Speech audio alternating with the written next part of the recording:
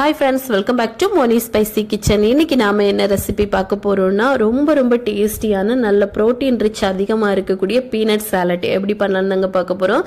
முக்கியமா குழந்தைங்கள்ல இருந்து பெரியவங்க வரை எல்லாரும் இது சாப்பிட்டுக்கலாம். நிலக்கடலையில ரொம்பவே புரோட்டீன்ஸ் நிறையவே இருக்கு. சோ கண்டிப்பா உடம்புக்கு ரொம்ப நல்லது. அது மட்டும் இல்லாம ஈவினிங் டீ டைம் நீங்க ஸ்நாக்கா கூட இத வச்சு சாப்பிடலாம். ரொம்ப விரும்பி சாப்பிடுவாங்க. முக்கியமா குழந்தைங்களுக்கு கூட நீங்க வந்து ஸ்நாக் பாக்ஸா இத கொடுத்து விடலாம். ரொம்பவே புரோட்டீன் ரிச் அதிகமா இருக்கக்கூடியது. சரி வாங்க இது எப்படி செய்யலாம்னு பார்க்கலாம். அதுக்கு முன்னாடி நம்ம சேனலை மறக்காம சப்ஸ்கிரைப் பண்ணுங்க, லைக் பண்ணுங்க, ஷேர் பண்ணுங்க. இப்போ ஒரு கப் அளவுக்கு நிலக்கடலை எடுத்து இத வந்து ஒரு 2 மணி நேரம் நல்லா வந்து ஊற வச்சு வச்சிருக்கேன்.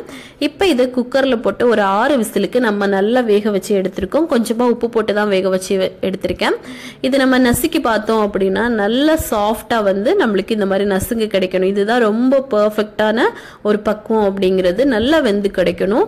இப்போ இத நல்லா வடிகட்டிட்டு இந்த நிலக்கடலையை ஒரு பவுல்ல சேர்த்துக்கோங்க. இப்போ எல்லாத்தையுமே நம்ம சேர்த்துக்கலாம். ஊற வைக்கிறது ரொம்ப முக்கியம். நிலக்கடலை ஊற வச்சு நம்ம வேக வச்சோம் அப்படின்னா தான் நல்லா வெந்து கிடைக்கும். இப்போ இதுல ஒரு 1/4 டீஸ்பூன் அளவுக்கு நம்ம வந்து மிளகாய் தூள் மட்டும் சேர்த்துக்கலாம். காரம் அதிகமா சேர்த்துட்டோம் அப்படின்னாலும் குழந்தைங்களுக்கு ரொம்ப பிடிக்காது. கம்மியா அதனால சேர்த்திருக்கேன். இதுல ஒரு கேரட், கொஞ்சமா கொத்தமல்லி தழை கட் பண்ணி வச்சிருக்கேன். ஒரே ஒரு பெரிய வெங்காயம் கட் பண்ணி வச்சிருக்கேன். இந்த அளவு போதும்.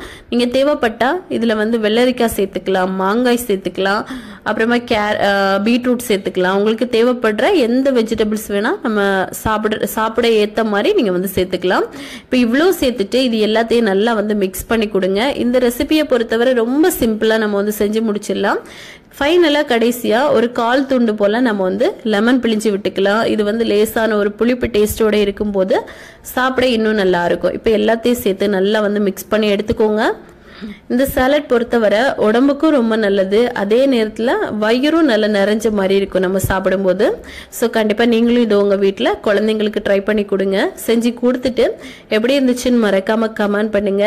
இதே மாதிரி இன்னும் நிறைய ரெசிபிஸ் வேணும்னு நினைச்சீங்கன்னா மோனி ஸ்பைசி கிச்சன் சேனலை சப்ஸ்கிரைப் பண்ணி வச்சுக்கோங்க. அப்படியே லைக் பண்ணுங்க, ஷேர் பண்ணுங்க. நெக்ஸ்ட் இன்னொரு வீடியோ